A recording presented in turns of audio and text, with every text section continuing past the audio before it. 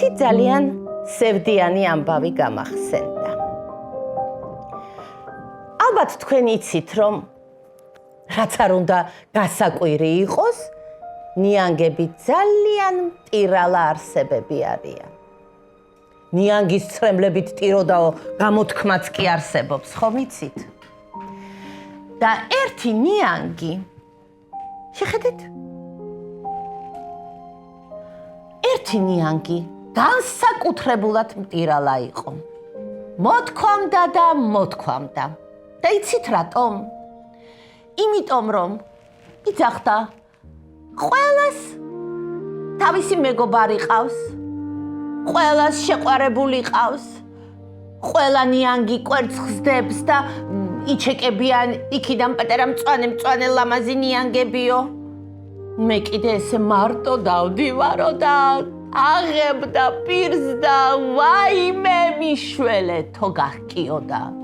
მოძდიოდა ამ მწვანე თვალებიდან ღაპაღუპით ცრემლები და მოკლედ ყველა მასზე ხელი ჩაიქნია. ამას ხასიათი არასოდეს არ გამოუსწორდებაო. ხო და ასე იჯდა მოწყენილი, ჭამაც კი არ უნდოდა არაფრის. თვარი ამოვიდოდა, ჩავიდოდა. მეორე დღეს ისევ ღამი ამოვიდოდა და ვაი, მოთქვავდა ნიანგი, მარტო ვარ, არავის არ უყვარვარ. ერთხელაც აიხედა ცაში და ულამაზესი ჩიტები მიფრინავდნენ. ულამაზესი ჩიტები. ახედა ცას და კიდე უფრო დააღო თავისი დიდი კბილებით პირი. აი, ფრენა მაინც ვიცოდე, ფრენა ხომ ავფრინდებოდი და სულ სხვაგან გადავფრინდებოდიო. ერთხელაც ასე იყო თავისთვის. იჯდა ესე დადარდიანებული და საიდანღაც კვერცხი გამოგორდა. კვერცხი, ჩვეულებრივი კვერცხი. ოღონდ არავინ არ იცოდა ეს ვისი კვერცხი იყო. პინგვინის, სირაქლემასი, თავად ნიანგის თუ ხათმის ან ბატის.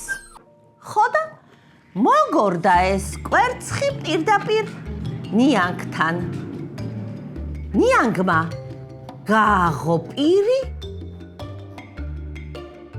უნდა ჩაეკბიჩა და უცებ ვაიმე გატყდა კვერცხი, გატყდა და იქიდან პატარა წიწილა მოხდა. წიწილამ მიყარ-მოყარა ნაოჭები და უყურებს ნიანგს. ნიანგმა გააღო პირი, საშინელი კბილებით, წვრილი კბილებით. უნდა შეეჭამა ეს პატარა ლამაზი ყვითელი წიწილა და წიწილა უცებ შეხედა და დედა და უცახა. ვაიმე, ვის ეძახის? გაგიჟდა ნიანგი. წიწილა მივიდა. დედა. ვაიმე, დედა არა ვარ დედა, მე საერთოდ ხორცი ჭამია ნიანგი ვარ. დედა და უცახა წიწილამ. დედიკო. ნიანგს წამოუვიდა ცრემლები, მაგრამ რა ცრემლები, მოთქვამს და მოთქვამს. წიწილა კიდე დასდევს უკან, დასდევს. დედა, დედიკო,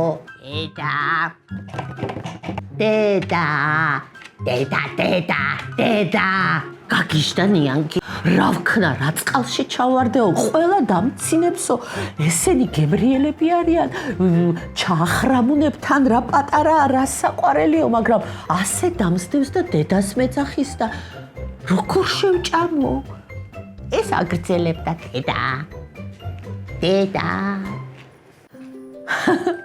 ნიანგი მეორე დღეს უკვე კანხასიათზე იყო. დარბოდა ეს წიწილიკო, დასდებდა უკან ნიანგი. გამოიქცეოდა აქეთ, გამოეკიდებოდა ნიანგი. გაიქცეოდა ნიანგი, მისდევდა დედა. მოკლედ, გავიდა ხანი და აღარ აქცევს ნიანგი არავის ყურადღებას. გინდა დამცინონ, გინდა არ დამცინონ, შვილი მყავს. შვილი, რომელიც დედას მეძახის და გიჟდება ჩემზეო. დედა, მიყვარხარ. უკვე ცრემლი რახანია აღარ გადმოუგდია ნიანგს. ყველანი ჩუმად კი დასცინოდე, ვინმე გაგიჟდა ეს ნიანგი კი არა, ვიღაცა სულელ ცხოველად ჩამოყალიბდაო. მაგრამ ნიანგს სულ არ აინტერესებდა ეს არაფერი, იმიტომ რომ შვილი ყავდა, რომელიც მასზე გიჟდებოდა და ეს თლად გიჟდებოდა და თამაშობდნენ, ერთობოდნენ, ბურთსაგორავებდნენ, ესეც გაუგორებდა, ესეც გამოუგორებდა. მერე მივიდა და პირში ჩაუძრებოდა დედა. უიმე უწყალებდა გულ ზემოდან დახვტოდა. ნიანგი კიდე ბედნიერი იყო, აგდებდა, ჩაიგდებდა პირში. მოკლედ, გავიდა ხანი. ეს პატარა წიწილა ჩემო ძვირფასო მეგობრებო, ულამაზეს გედად გადაიქცა. შიგადაშიგ ფრენა დაიწყო. თავისნაირები მონახა. დაფრინავდნენ.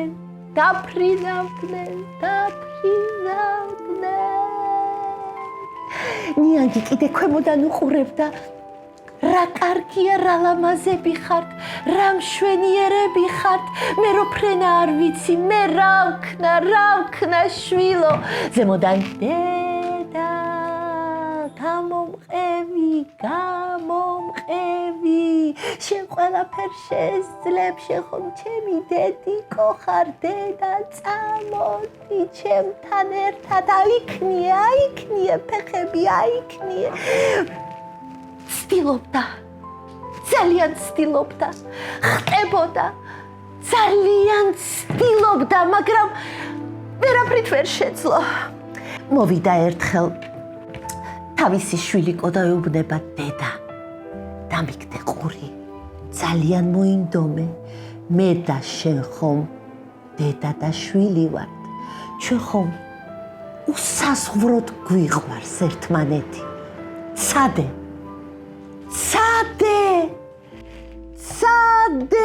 და ნიანგმაც ცადა და აფრინდა შვილთან ერთად. აფრინდა და დაფრინავს, შემძელი. დედა, შემძელი. აბარა, დედა, შენ ყველაფერს შეძლებ, იმიტომ რომ ჩვენ ხომ გვიყვარს ერთმანეთი, რა ბედნიერება. შემძელი, მიფრინავთ. დაბლა? გამოშტერებული ნიანგები? ირღია? ასე უყურებდნენ მფრინავ ნიანგს და მის შვილს, ულამაზეს გედს.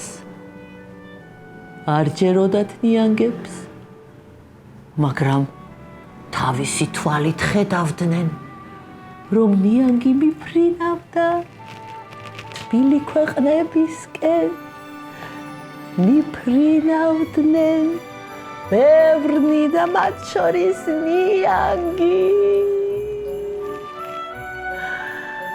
აი ეს ამბავი ზღაპრად დარჩა ნიანგების ქვეყანაში და ყოველთვის როცა შვილი პატარა ნიანგუნა მივიდოდა დედასთან და ეტყოდა დედა, ნიანგს ახსენდებოდა ის ამბავი.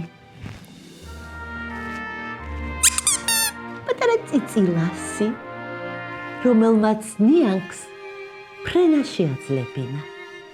თქვენ კი გახსოვდეთ, ნამდვილი სიყვარული შეუძლებელსაც შეგაძლებინებთ.